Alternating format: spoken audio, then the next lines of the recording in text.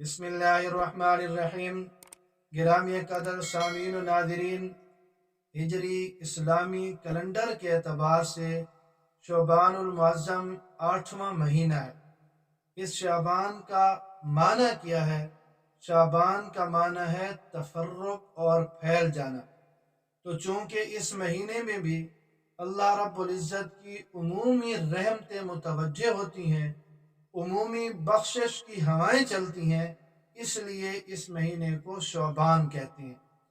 حضرت عائشہ صدیقہ رضی اللہ تعالیٰ عنہ فرماتی ہیں، رسول اللہ صلی اللہ علیہ وسلم کو یہ فرماتے ہوئے سنا ہے کہ 4 راتیں ایسی ہیں کہ ان میں اللہ رب العزت سب لوگوں پر نیکیوں کے دروازے کھول دیتے ہیں۔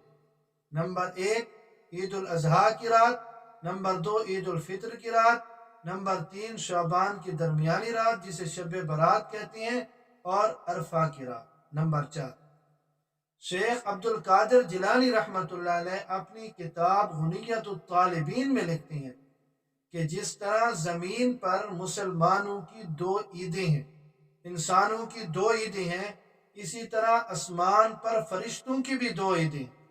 مسلمانوں کی 2 عیدیں عید الفطر اور عید الاضحیٰ ہیں جو دن میں ہوتی ہیں، اور فرشتوں کی عیدیں شب قدر اور شب برات ہیں جو رات میں ہوتی ہیں۔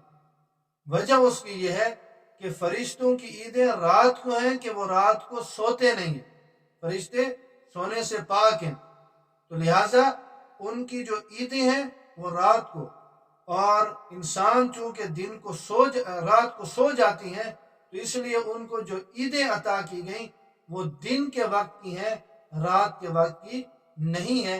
تو اس لیے فرشتوں کی عید شب قدر اور شب برات رات کو ہیں، اور عید الفطر اور عید الاضحیٰ مسلمانوں اور انسانوں کی 2 عیدیں وہ دن کی ہیں۔